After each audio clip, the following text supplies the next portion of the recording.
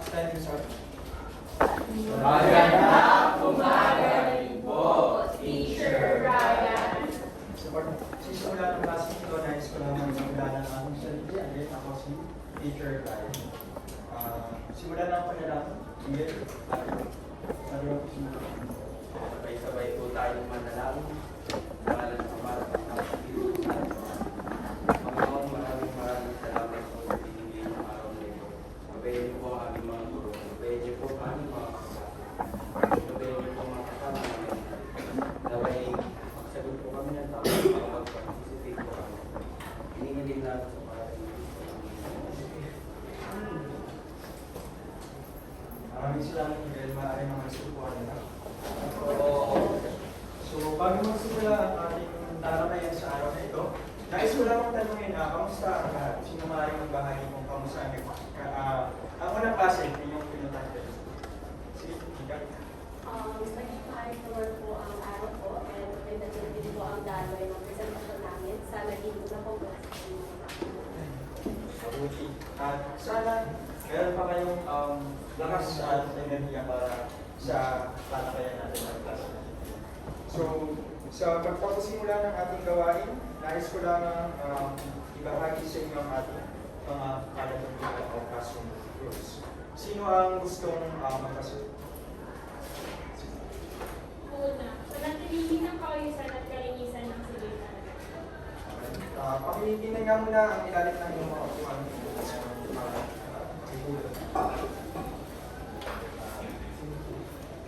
Pangalawa. Sige, Pagaliing mataas ng kamay bago magsalita at magbigay galang habang may nagsasalita. malinaw. So, sa pangatlo, sino tayo sumbasa? makilahok at tapusin ang mga gawain tatakda sa oras ng klase. Para naman sa pang-apat, Angie. Pang-apat, at higit sa lahat, huwag mag-ingay o magdadalan habang nagsasalita ang guro sa harapan. Okay. At sa pang-huli, May. Makinig at matuto. Okay. So, malinaw naman sa ating lahat, no? Ang ating palatuntunan bago magsimula ang So, sisimulan natin ang lesson na ito sa isang laro na pinamagandang guest the word. So, para sa ating panito, Alvin na ating pagbasahin. Unawain ng mga litrato at basahin ang mga sitwasyon sa iba. Tukuyin ang mga salita na hinahanap bilang sagot. Malinaw? May katanungan. Wala na. So, tingnan natin ang unang litrato. Sinong gusto magbasa? Si Jay, Shelo po. Shelo. Si Ana ay hindi sinama sa isang proyekto ng kanilang team dahil sa kanyang kasarian. Napansin niya na ang mga mas na isasama sa mga gawain ay kadalasan ng mga lalaki. Mga lalaki. Sige, maaari ka naman po. Sino gusto sumagot? Sige, Zed. Tama? Discrimination. Sa pangalawang sitwasyon, sino gusto magbasa? Sige, May. Sa tanghalian, narinig ni Carla ang mga kasamahan ng pinag-uusapan ng buhay ni Lisa at nagkakalat ng mga haka-haka na may problema ito sa pamilya. Kahit wala na sa pagkakako. Sino gusto sumagot? Salamat. Thank you. Chismis. Chismis, tama. Sino may hiling ng chismis dyan?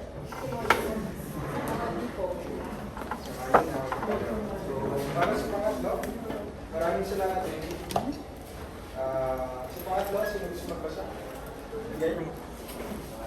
Sa kanilang opisina, si Beth ay madalas utuhin at kantiaan ng kanyang mga kasamahan dahil sa kanyang pananalita.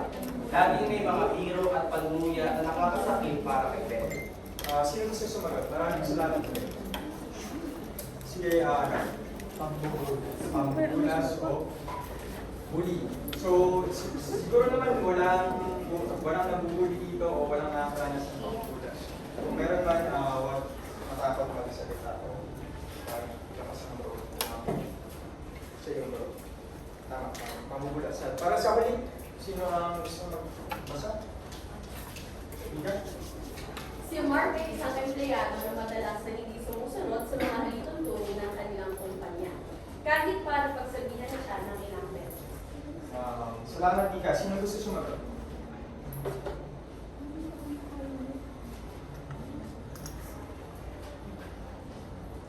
Nagtatawag naman ng pangalan kung walang susunod.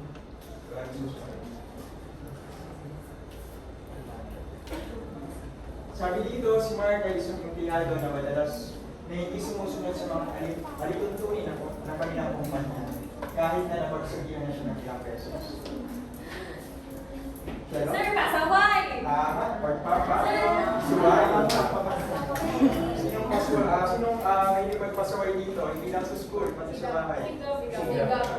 Sana hindi niyo siya madala sa trabaho kapag kayo ay professional. So, para sa mga problema or mga salita nakuha natin sa ating mula dito, ano ulit yung mga kilos na ipinahayag sa salita at ipinakita sa larawan. Una, discrimination. Pangalawa, pangatlo, pangapat, so, sa inyong palagay, bakit kaya nangyayari ang ganitong mga pagkakataon? Pumili ng isa mula sa apat na mga salitang ninyo sinagutan kanina sa palaran.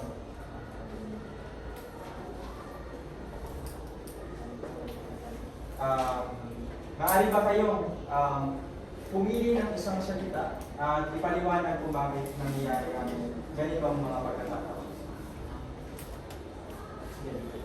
Ang ibig ko ng word is yung discrimination. So, nagkakaroon po ng discrimination kapag yung isang tao or mag-ibang tao sa isang lugar, meron silang magkaibang paniniwala, practices, and beliefs. Beliefs, practices. Tama. Maraming salamat, Nika. So, ang discrimination sa Nika, madalas nangyayari kapag magkaiba yung pananaw o beliefs, paniniwala na magkaibang grupo ng tao o magkaibang tao. Sa inyong palagay, kung kayo si Carla at nalaman nyo sa halimbawa na pinag-discusan ng buhay sa harap ng ibang tao, ano kayo mararamdaman nyo? Thank you. Kung ako po siya, tapos nalaman ko po pinagsisimisan ako, mararamdaman ko po is masasaktan siya. Masasaktan siya. Yun yung unang pakiramdam na mararamdaman natin kapag nalaman natin pinag-uusapan tayo ng ating kapwa. At para naman sa pamuling tanong sa gawain ito, sa inyong palagay, paano nyo kaya maiiwasan yung ganitong sitwasyon bilang isang mag-aaral at bilang isang professional sa inyo? Michelle? Magsusumbong po ako sa HR. Tama, magsusumbong sa HR or otoridad. Pag dito naman sa paaralan, of course, narito ang inyong mga guro, principal at ating guidance counselors para gumabay at sumuporta sa inyo. Ngayon, para sa isa pang gawain, nais kong bumuo kayo ng dalawang pangkat. Siguro, unang pangkat, ikalawang pangkat, at magkakaroon tayo ng dula-dulaan. Para sa ating dula-dulaan, nababasa niyo ba yung panuto? Yes po. Malinaw na. Medyo nakakahilo po yung screen nyo po. Dikit-dikit po yung letters lahat. Pasensya na, Leandro, pasensya na. Sige, subukan natin lakihan yung ating screen. Teacher, ano po yung nasa taas? Sa picture ko. Nagkamali lang siguro. Ito rin yan, nagkamali lang siguro. Sige, sa pag... Para sa ating panuto, sino gusto magbasa? Panuto? Sige, paano dito si Mir? Sino yung Mir? Panuto, ang mga mag-aaral ay bubuo ng tatlong napangkat na binubuo ng 3 o 4 na miyembro. Ang bawat grupo ay bibigyan 2 minuto upang sa isang dula ang mga sitwasyon ay binibigay ng grupo sa kanila na may kinalaman sa issue sa paggawa na nakakaapekto sa pagkakapwa at ang mga posibleng tulad. Dahil kakaunti lang yung ating class ngayon, ang 3 ng 4 na miyembro ng grupo ay mahali na lang sa 2 miyembro na kinabibilangan ng 35. Nahati sa 2 pangkat na merong 5 pangkat bawat isa. So, para sa issue number 1, pag-uusapan nyo ang issue patungkol sa issues. Ito ang ating sitwasyon para sa issue ng issues sa inyong dula-dula.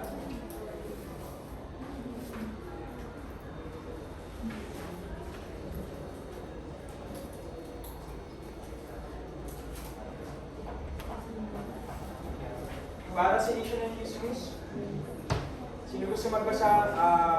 Representative from Group 1. Unang pangkat.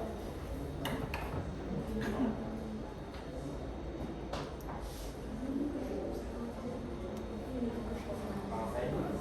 Sige, Issue number 1.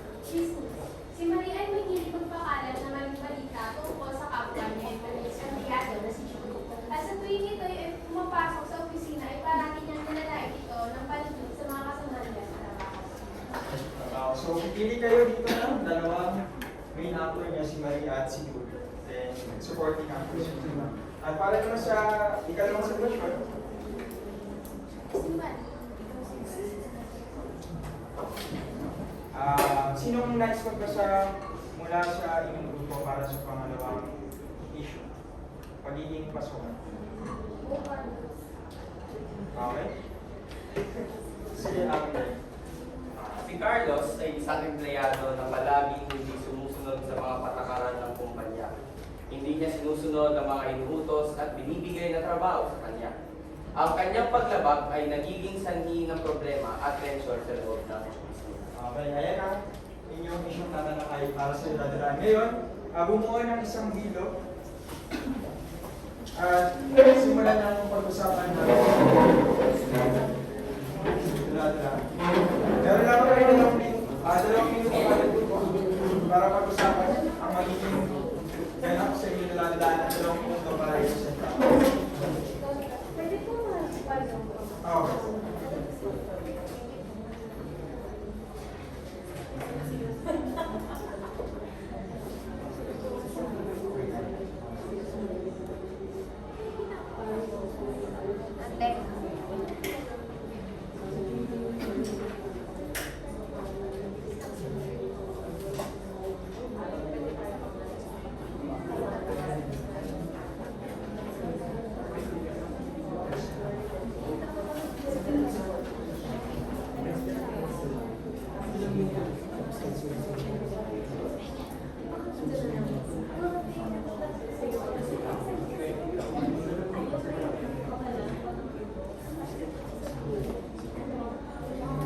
Meron lang ako rin isang minuto bawat pangkat para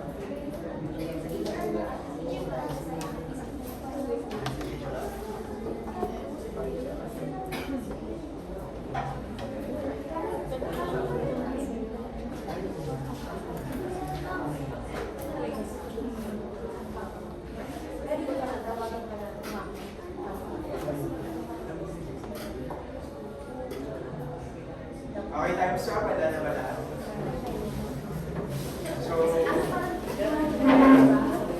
kumuha na isang representative mula sa unang pangkat at pangalawang pangkat, magbabato-bato kayo para malaman natin sa school.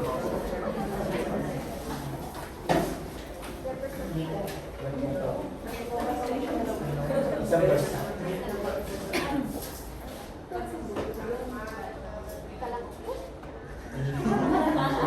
Sorry, sige, so meron lang kayo 2 minuto para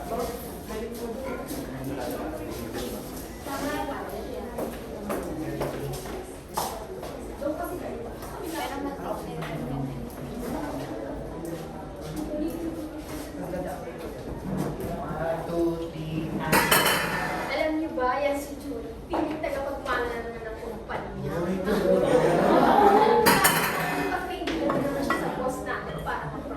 lang ba? Siya ba si Julie? Sasalitan ko na sila sa HR eh.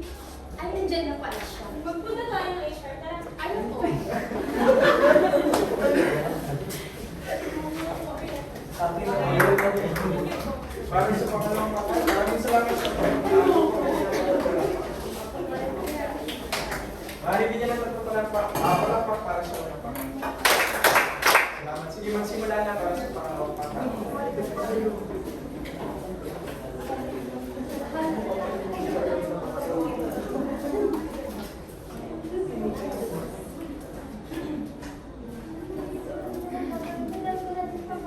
Kaya nga eh, tingnan mo kasi. Ian, excuse me, asan yung pinapagawa ko sa inyong file report? Ang tagal-tagal ko nang binigay sa inyo, hanggang ngayon wala pa rin kayo nagagawa. Ma'am, wala po kasi si Carlo. Lagi na lang po nawala kaya hindi ko na naman tapos yung mga gawa kasi tambak na po mami. Tawagan natin, ma'am. Tawagan na nga naman, ma'am. Sige, wala ko dun. Hello? Nasaan ka na ba? Ang dami mo na kayong gawa eh. Sabay po na sa hospital po ako eh. Lagi ka na lang ganyan, natatambakan ka din dahil sa iyo eh. Balik tapos yung anak ko po kasi nasa hospital, hinalagnat po siya ng dengue po. Ay, basta gawin mo lahat para makabisan mo ah. Opo, dating na lang po ulit. Ma'am, yes? Anong sabi sa inyo ni Carlos? Ma'am, may sakit sa anak niya. Ay, naku. Pang-apat na beses na nagkasakit ang anak niya ngayong linggo. Lagi na lang ginagawang ganito. Parang hindi na ako makapaniwala dahil linggo-linggo iba-iba ang sakit. Totoo nga, ma'am. Ano gagawin natin pa? Ay, naku. Kapanalitan ko na naman yan, ma'am. Okay, ma'am. Maraming salamat po. Maraming bigyan ng palakpak para sa pangalawang pakay. So, sa ginawang dula-dulaan, para sa gawain ito, ano kaya sa tingin mo ang isang salita na sumasalarawan sa mga problemang inyong presenta sa harap? Isang salitang sumasalarawan. Para po sa akin, para sa dalawang issue yung pinakaya ko, yung pinakita namin. So, nasa alamin ang isang salita na komunikasyon. Komunikasyon. Ano pa? Ito ay nabubuo sa pagitan ng isang samahan o isang organisasyon na marapat namang tulunan at bigyan pansin. Pakikisama. Pakikisama. Maraming salamat sa Ano pa? Thank you. Problema. Problema. Maraming salamat and problema. At itong problema nito, sa tingin nyo, kanino tumutukoy ang problema ng dalawang bagay? Then, problema. Problema. Sorry, maraming salamat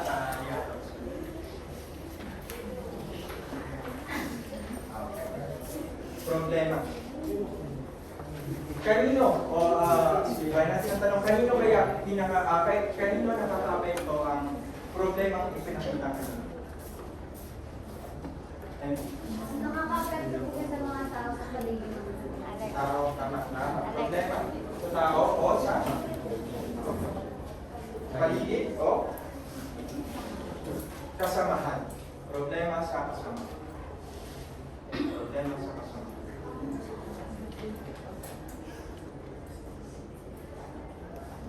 At itong problema sa kasamahan na ito, sa inyong palagay, ano kayang maaari yung gawin o mga paraan upang maiwasan o matugunan ang ganitong mga problema sa inyong kasamahan? Sa pamamagitan po ng pagkakaroon ng dialogo sa isang tao. Kaya, pamamagitan ng pagkakaroon. Para naman sa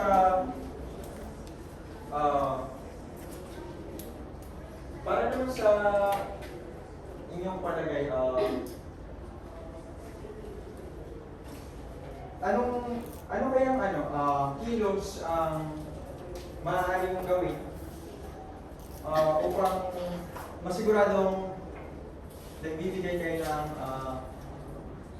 patas sa pagtrato at respeto sa inyong kasamahan. O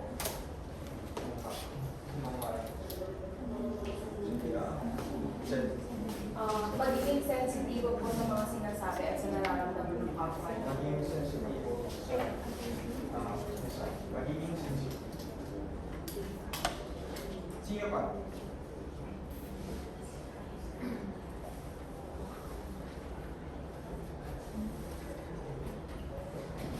Sige ka. Makipagkapwa po ng pantay-pantay po.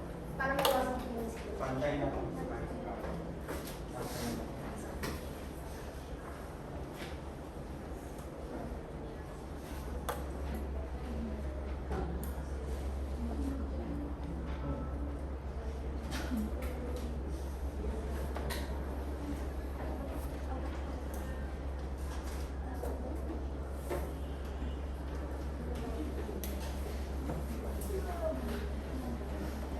Teacher,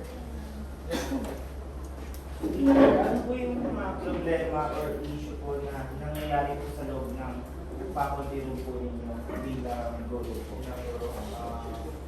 Marami, sa apat na isyong pinalangay natin sa ginawain, lahat ng problema mula sa diskriminasyon, pambubulas, pagpapasaway,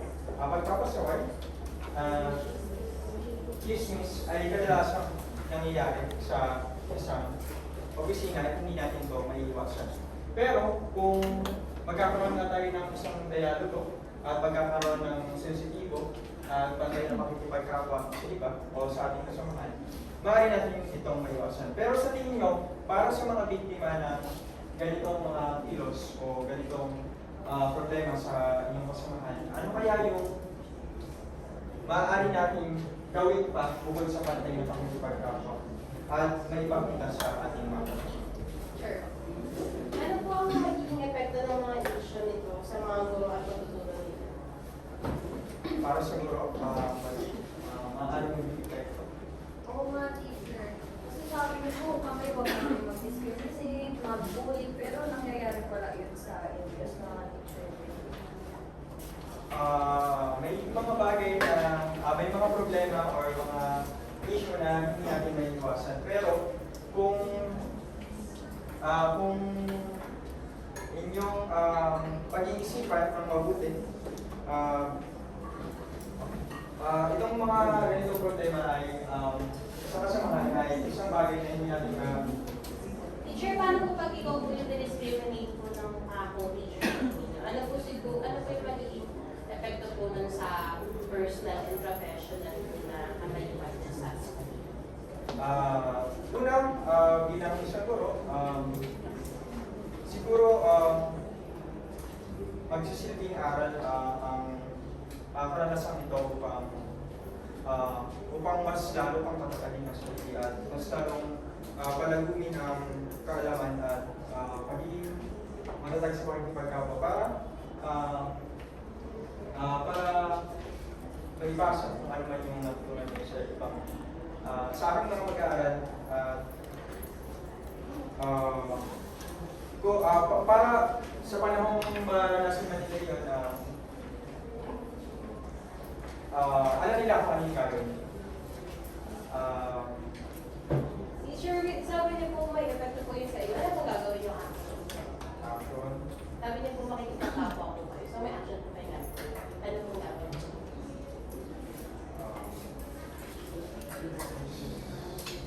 Para sa action na yun, sino nagtaas kanina na nagsabing makikipag-ugnayan sa otoridad sa HR, sabi nga kanina. So, ayun mga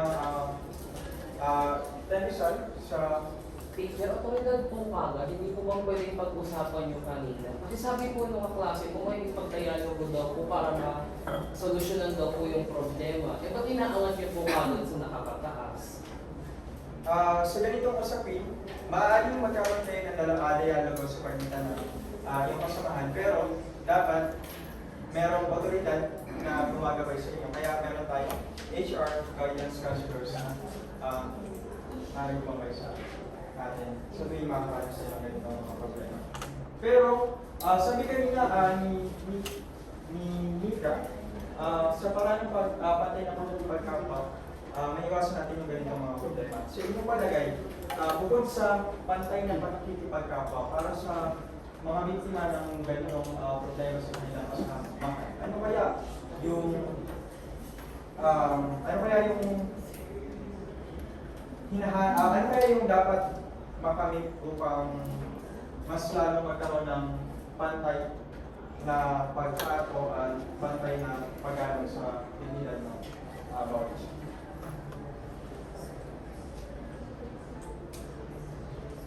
Sino gusto ng class?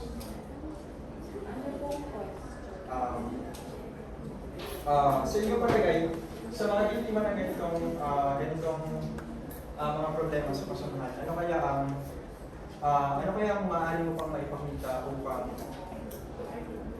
upang magkaroon ng pantay na pagtrato at pagbigay ka sa dignidad ng bawat isa sa loob ng sa loob ng isang organisasyon o sa loob ng inyong opisina.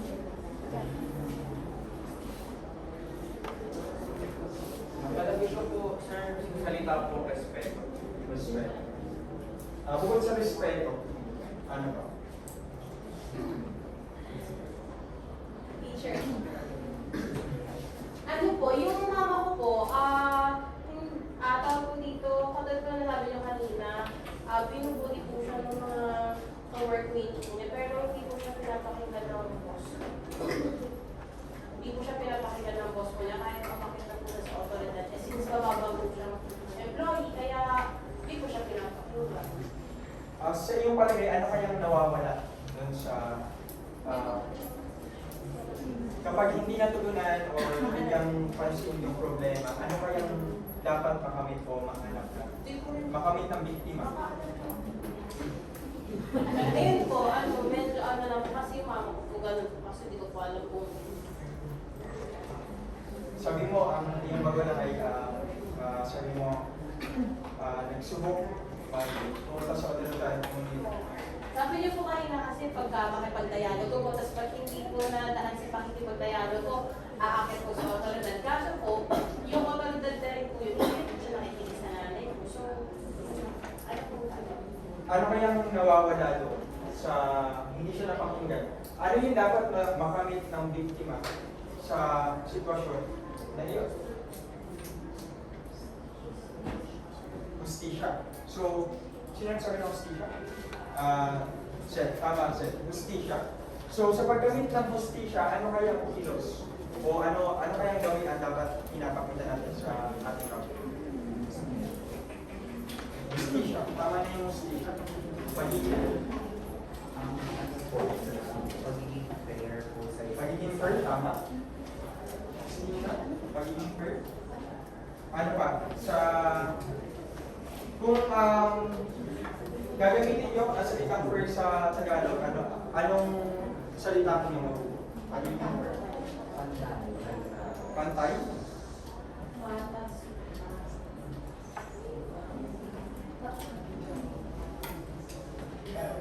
Pagiging fair, pagiging patas at pantay. Teacher, pwede po example para masagot po namin tanong niya. Sabi kanina, ni Zed, hustisya daw yung nawawala dun sa problema kinaharap ng Luisa. So, ano sa palagay nyo yung specific na philosophy na dapat hinahamit natin sa pagiging patas, pagiging pantay sa Para po makamit ang hustisya, dapat po tayo matutong lumaban. matutong lumaban?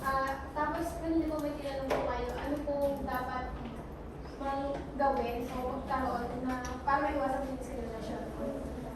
Sa tingin ko po, dapat magkaroon po ng magandang environment kung saan magkakaroon po ng batas or regulation po sa tulad po para magkaroon po ng Sabi mo,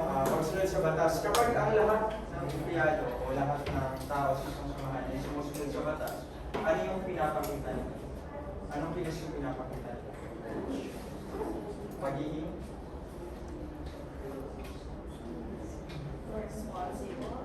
responsible, cooperation, pagkakaisa. Andito na yung pagkakaisa at para tayo pa. Pero babalikan natin yung nawawala dun sa binahagi. Sir, may tanong po ako. Doon po sa binibigay din ng example kanina, ano po kaya yung hinihingi ng mga biktima lagi? Sabi na hostisya. Hostisya. Okay po. Ngayon, sa iyo pala ano kaya yung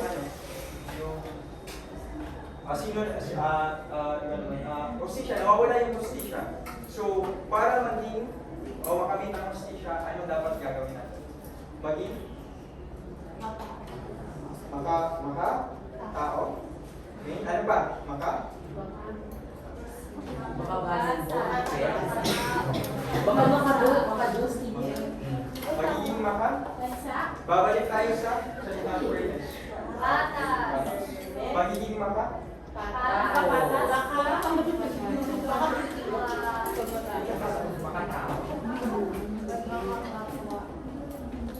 Teacher, bigyan ko ng example. Teacher, maganda rin yung Sino? nagsalita, pagiging Makatarungan. tama, pagiging makatarungan. Para gawin ang hostisya, of course, dapat tayo maging makatarungan.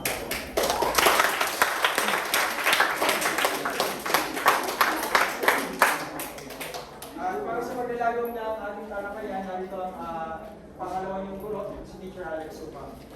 Ito lang tayo ng mas malalim. Maraming salamat. Gising ba ang lahat? Ano lang siguro para mag-shake lang tayo mag-energize. Ito tayo kayo.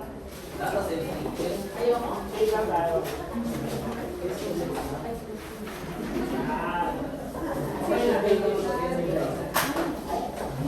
So, muli magandang umaga sa inyong lahat. Ako si Dong Alex. Inyong magiging guro para sa ngayong araw. So, ibibigay ako sa inyo na papel. Parang ano na rin siya, handhold. Parang meron yung notes. Meron yung notes pag exam sa akin. Ready na. So, kaya yung paano, ano naman tayo.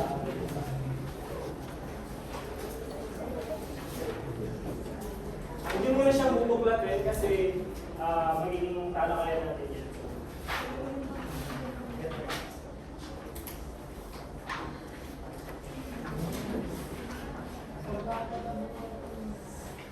So meron na ba? Meron na ba ang lahat? Yes po.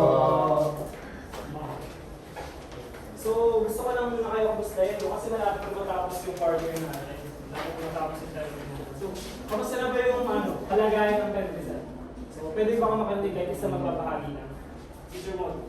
Ay, Mon. Sa ngayon po, excited na kasi nilalapit na ang mga show. Marami ka mga kahit din ako excited na. So, siguro, umapit lang talaga tayo kasi dati na yung mga excited na yun.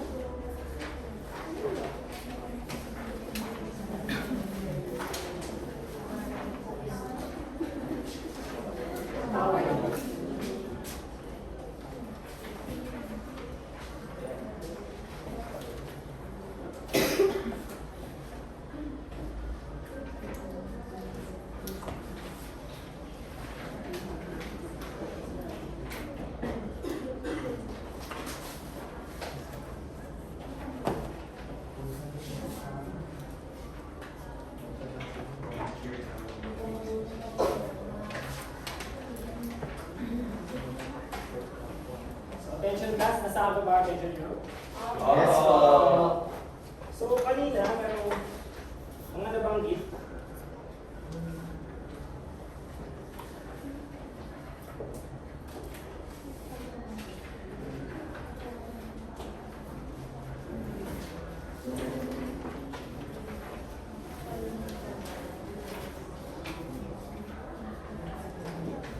Yung mga nabanggit nabanggit na salita, so dun sa unang activity natin, merong ano yung una natin, ano? Salita.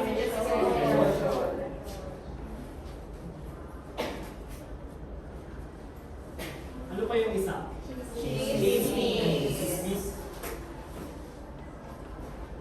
And yung isa? Pagbubulas o?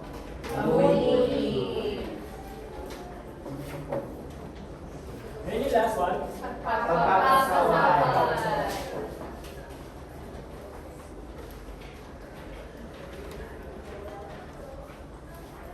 So, ito ang mga nabanggit natin na salita. Ito ang magiging halimbawa ng ating magiging talakayan, magiging paksa. Which is anong ating magiging paksa? Issue sa paggawa na nakakaapekto sa pakikipagkapwa.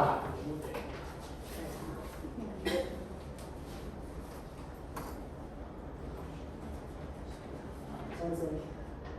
Ayan. Ay, yan. So, meron, in-assume ko na meron na kayong idea kung ano ba yung issue sa paggawa. Kasi, base sa akin mga pananaliksik,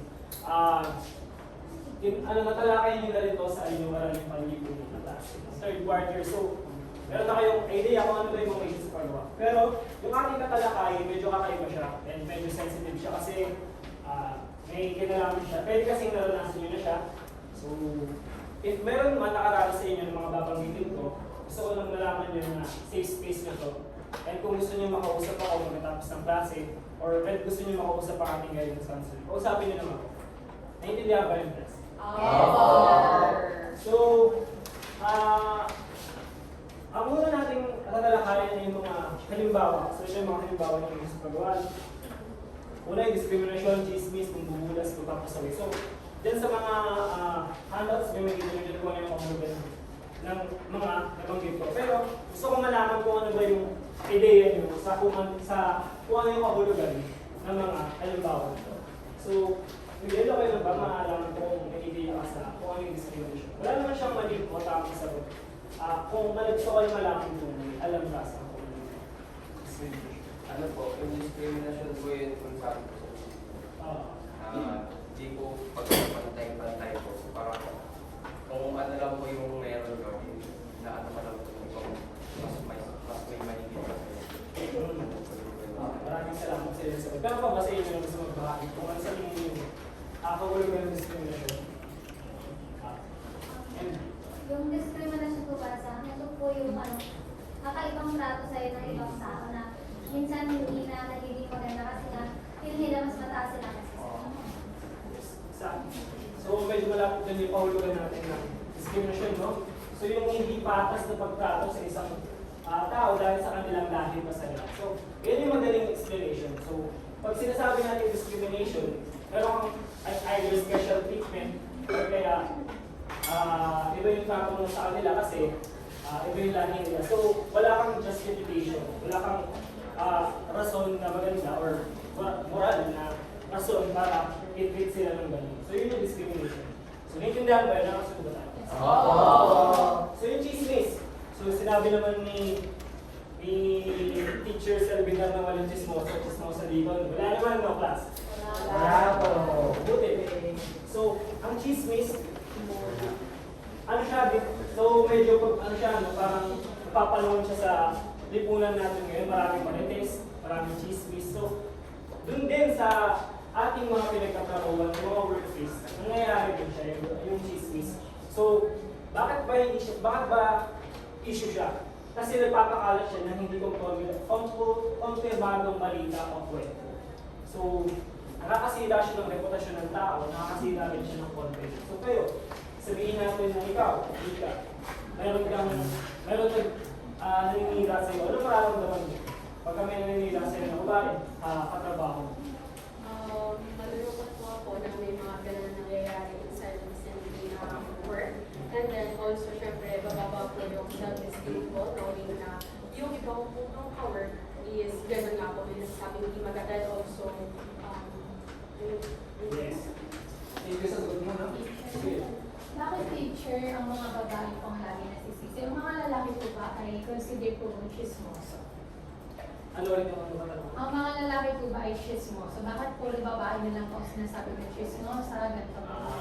Maaaring siguro sa society natin, magkaroon ng stereotype na parang pag babae maganda, maraming chismis. So parang yung stereotype yung mali din. So, yung mga lalaki pwede rin maging chismoso, pero hindi pa rin maganda. Ikaw, sir.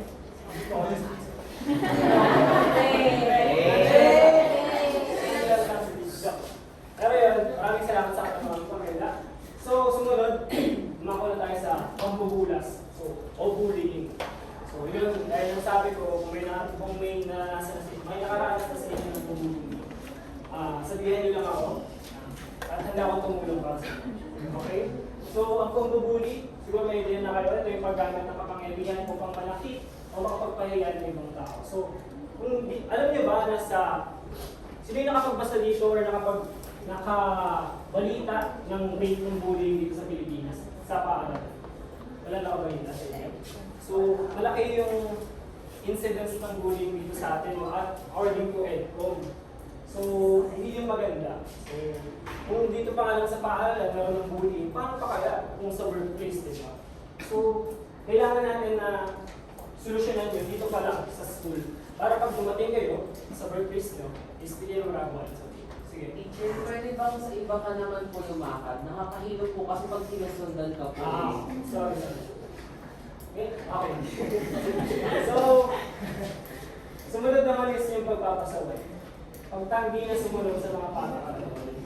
So, sino dito gusto magtrabaho sa maging service crew o kaya mag-part-time service sa McDonald's o sa Jollibee?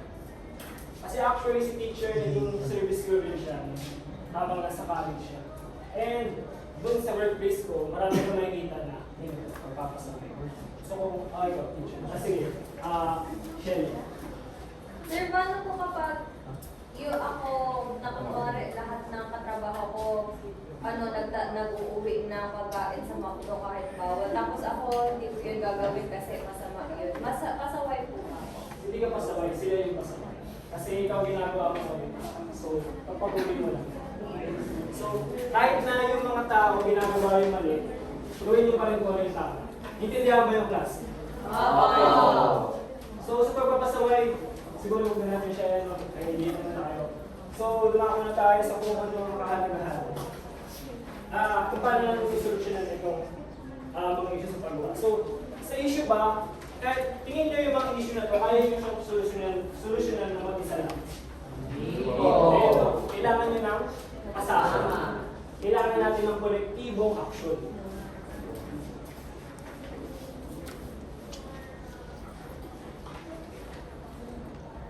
Bakit sa tingin nyo, kailangan natin ng kolektibong aksyon? Bakit kailangan magkakasama tayo sa pag-solusyon sa issue? Sige. Dahil mas nabibigyan po ng pansin yung issue na solution. Maraming salamat po gusto. Nabibigyan ng attention, no? So, nag-aaral kasi ng parang maraming idea kung paano solusyon ng ito. So, kailangan natin ng collective action sa mga problema katulad nito. Kasi, ugnayan ito eh. Walang ugnayan sa ugnayan ng mga kapwa. Ugnayan natin sa pakikipagkapwa. Basically, yung relationship natin. Hindi naman tayo mag-isa lang dito eh. So, kailangan natin siya solusyonan with our relationships. So, ito yung, dyan sa handouts nyo, kita nyo yung hawlo ganyan. Hindi ko nalagay dito kasi pwede nyo naman siya nagbigay. So, mahalaga yung collective action kasi magpuproduce siya ng ayos sa samahan. Mas nagiging produktibo yung mga manggagawa, yung mga katrabaho natin. At mas nagiging ligtas yung kapaligiran. Maayos sa samahan kasi pag may maayos kayo na kasamahan, meron kayong tiwala sa isa't isa, di ba? Meron katarungan. Pag may katarungan, meron kayong tiwala na kung ano yung due sa inyo, kung ano yung nararapat para sa inyo, makukuha nyo yun kasi meron katarungan.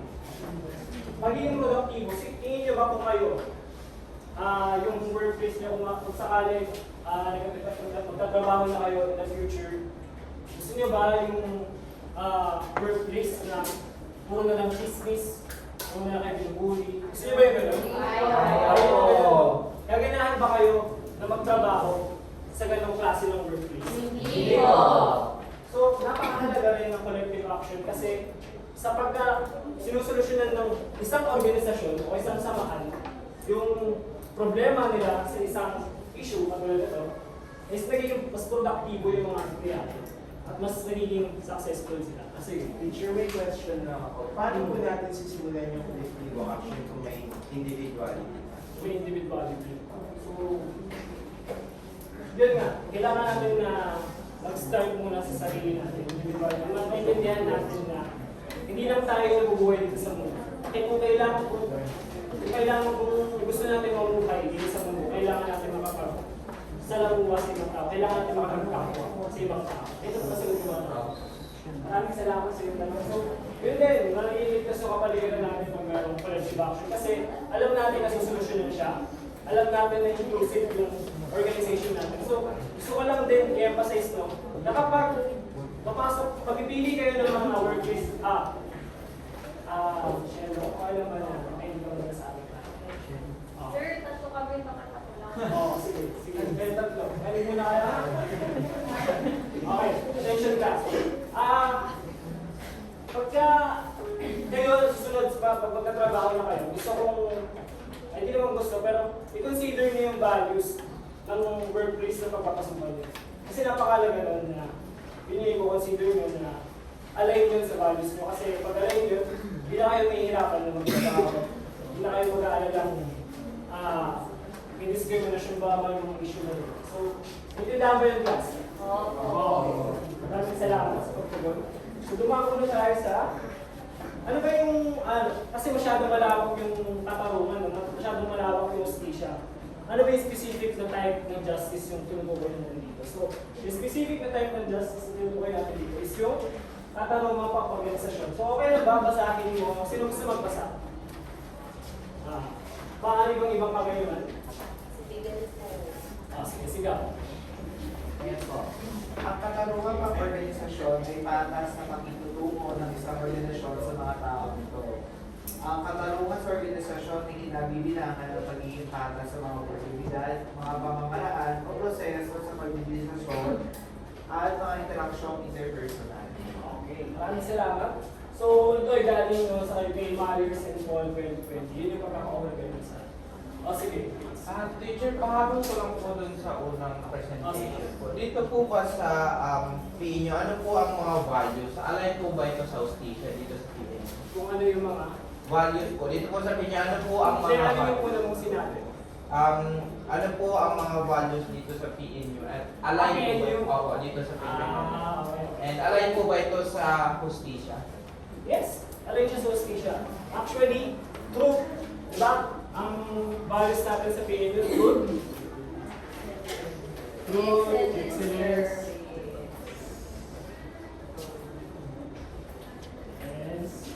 and service. So dito pa lang, unang-una pa lang na value, alay na kagad siya sa hostisya. Kasi pagka pinapahalaga mo yung katotohanan, pinapahalaga mo yung kung ano yung nararapat para sa ibang tao. Parang justice na rin yun eh. Kasi binibigay mo kung ano yung nararapat para sa kanila, which is yung katotohanan. Lahat naman tayo deserve ng katotohanan. Tama ba? Teacher, kayo po ba sa faculty po ninyo, may mga activities po kayo na nag-encourage na magkaroon ng positive communication within sa organization or sa faculty po ninyo? Yes.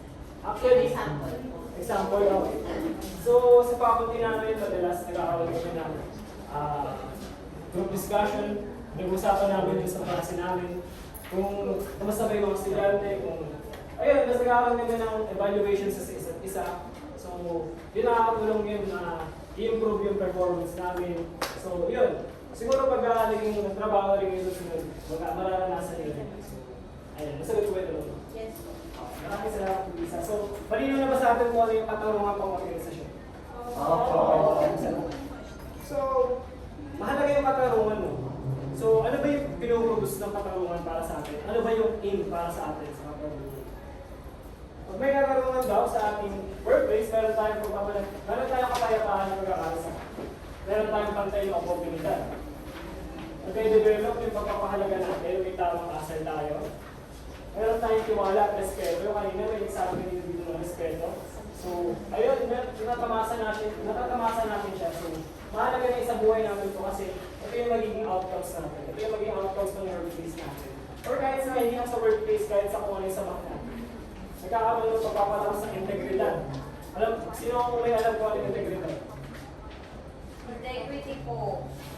English pa lang yung cello. Pero mahal yung pag-sasakin mo. Ano po yun? Sir, pag integrity, yung parehas yung ugali ko kapag nasa labas, nakakapag-isa. Tama. Pagka ginagawa mo pa rin kung ano yung tama. Right? Na hindi ba ginagawa rin. Katulad lang sinabi natin kanina. That's an example of integrity. Okay? So, ayun. Panguli, iiwasan natin yung mga issue na to. Yung discrimination, chismis, pangbubulas, at pagpapasabay. Pagka sumusunod tayo sa kagaruang pang-organisasyon. Okay. Ano ba yung mga bumpahin natin? Ano ba yung mga pwede natin, ano ba yung mga pwede natin gawin? Or ano yung mga katangian ng mga workplace na dapat natin hanapin or tisignan? So, una is transparency or transparency. So, sa transparency, pag may, yung envelope, transparent envelope, nakikita nyo siya, di ba? See-through. Nakikita nyo kung ano yung nangyayari. Matulad lang din siya nito. Transparency, nakikita mo yung proseso, itong mga desisyon, kung paano ba ginagasta yung pera. So, yun, malinaw ko sa inyo kung ano yung transparency. Yes, Thank you. Patas sa sistema. So, kailangan patas yung sistema ng workplace na pinagkabuhan natin. So, hindi kasi ibig sabihin na may transparency is patas na siya. Kasi pinapakita niya lang na transparent pero hindi talaga patas kung ano yung pinapakita niya. So, kailangan patas sa sistema. Kailangan magsimula rin sa taas. Okay? Nagigets ba siya? Okay. Panghuli is malasakit sa kapwa. Napakalaga ng malasakit sa kapwa kasi pag may malasakit sa kapwa, gagawin mo kung ano yung makatarunan para sa kanya. Alam mo kung mag-care ka sa kanya, pero ang love. So, napakalaga ng love. Especially sa workplace. Hindi lang basta sa mga relasyon mo. Kasi relationship din naman siya pag nasa workplace ka. So, mahalaga rin yung love. Yung malasakit mo sa ibang kapwa. Hindi nila ba yung class? Opo. Matututo ba tayo class? Opo. Okay. Sir, Okay, Shelo. sir, yung government officials po ba natin, tinataglay din yung mga sinasabi niyo? Well, ayoko silang i-generalize, pero based sa mga observation ko, para kasing walang transparency. Diba? May mga balita na hindi naman pinapakita kung paano ba ginagasta yung pera. So, walang transparency. Tapos, yung malasakit sa kapwa, nangyayari lang pag election.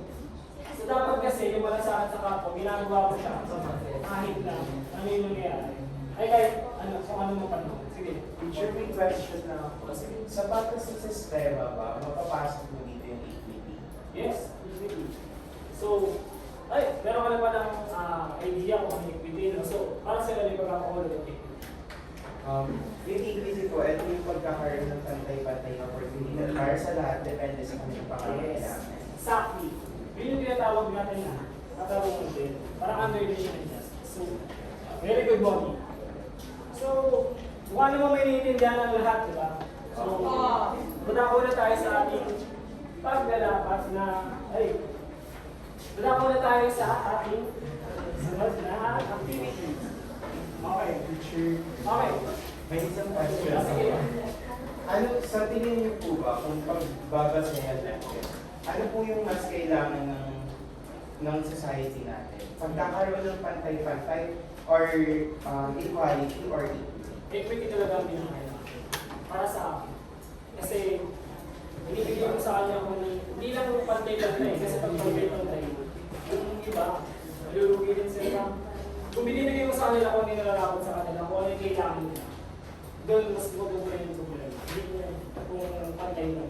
For example, bibigay ko yung ayuda, 2,000 lang tao. Pero hindi naman, iba-iba naman yung pangangailangan natin. Hindi lang naman tayo 2,000 yung kayang o yung kailangan.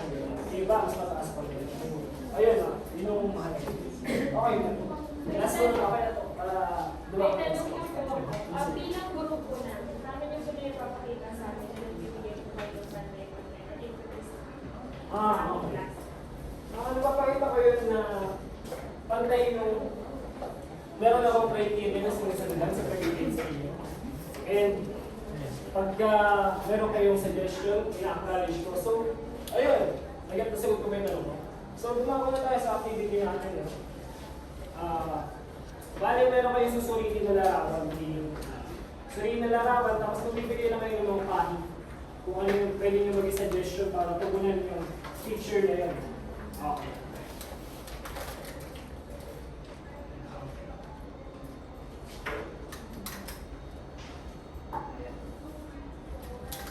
Okay.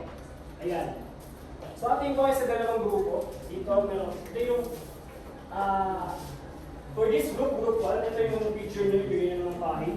Ito yung group 2, ito yung ibigay nyo ng kahit. Ibigay ko kayo ng sticky notes. Tapos lalagay nyo na lang siya dito sa ating board. Kasi hindi tayo pwede maglagay ng sticky notes sa TV. Okay ba yun? Ito nga ba?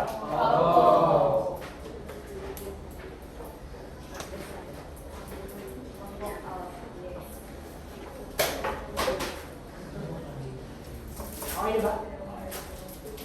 Hindi okay naman na, no? Maglagay na kayo kung ano yung mga action na pwede nyo gawin para tugunan yung mga issue na to. Okay, ito yung whiteboard. Ito rin yung so parang yan, no? Meron na kayo ano, 2 minuto para sa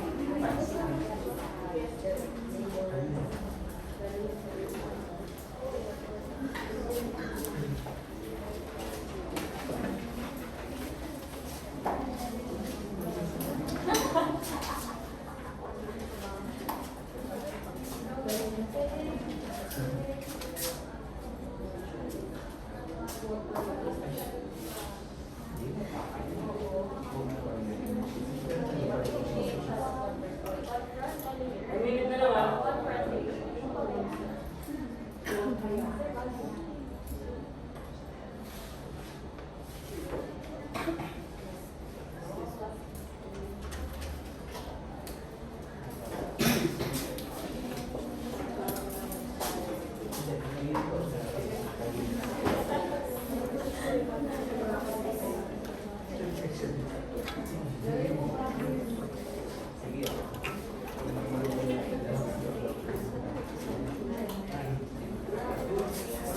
Minute left?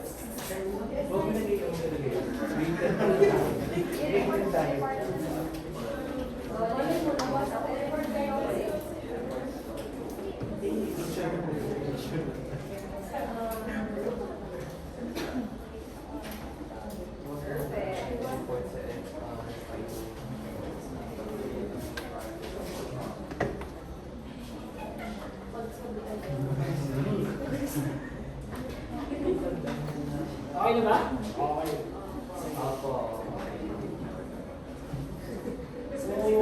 So, okay na ba pagkaroon ako ng representative?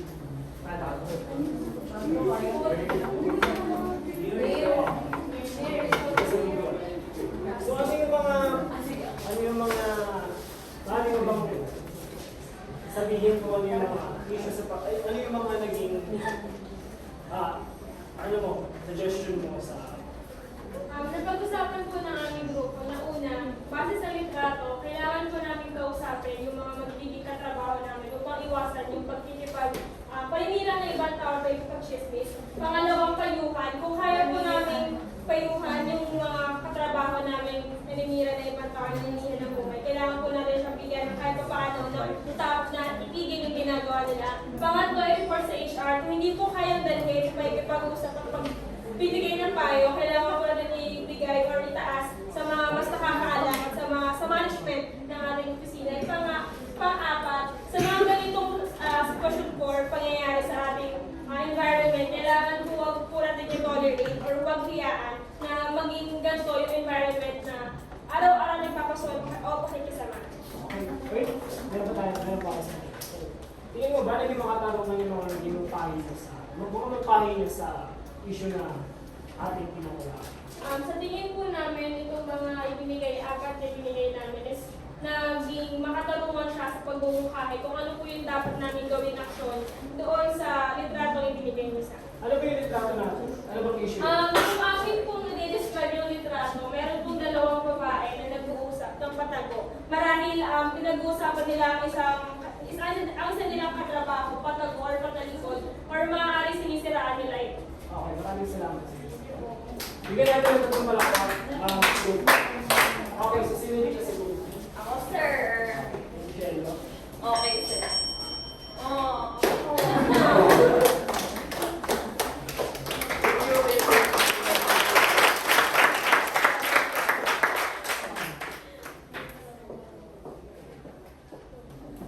Sa inyo na yun.